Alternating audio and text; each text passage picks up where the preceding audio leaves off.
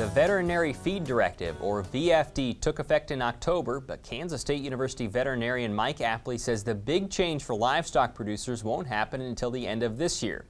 The VFD requires farmers and ranchers to receive authorization from their vet to use medically important antibiotics in feed and water. Mike serves as a member on the Presidential Advisory Council on Combating Antibiotic-Resistant Bacteria under the U.S. Department of Health and Human Services. He presented on the VFD at last week's Farmers and Ranchers College near Clay Center, Nebraska. We talked with Mike at the event and started by asking, how real is the problem of antibiotic resistance? It's real.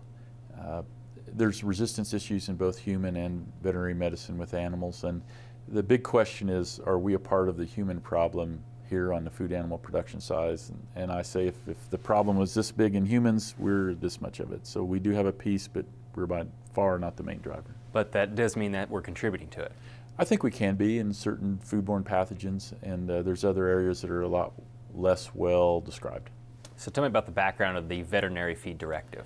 The Veterinary Feed Directive was passed by Congress in an attempt to try to bring more veterinary control into our feeding of drugs in the feed of food animals. The newer wrinkle has been Guidance 209 and 213, which said we're going to put all uses of medically important antibiotics in animal feed under the control of a veterinarian through the Veterinary Feed Directive. So what that did was, beyond the new Veterinary Feed Directive rule, it's bringing a lot more medically important antibiotics under that rule by changing their labels. So what has changed right now? Do producers need to do anything differently?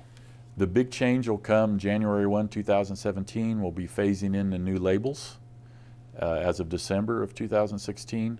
And then as of January 1, 2017, they will need to have a veterinary feed directive for such drugs in cattle as Tylosin for liver abscess control, for chlorotetracycline or oxytetracycline in the feed. And this is also a move aimed at making sure these medications are used directly for the label purpose? Yes, and the only way a veterinarian can authorize these uses is directly according to the label, and that includes the reason they're used, the amount used, how long they're used, what feeds they're used in.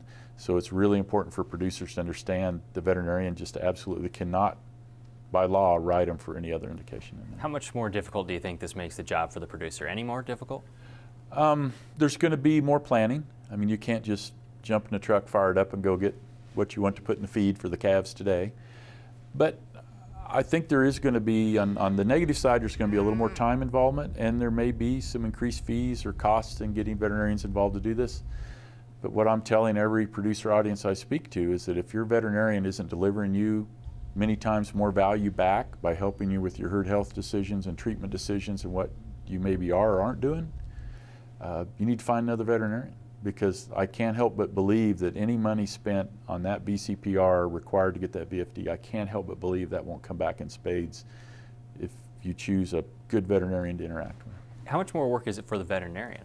It's going to be a lot because they're going to be authorizing a lot of these drugs. About 70% of what's sold for food animal use in the United States would go through the feed, and about another 24% through the water. So it's a lot. It's going to be a lot of work. You mentioned, so livestock may be contributing a small part of that. Tell me what the human portion of trying to solve the problem is. The humans are doing a lot of work.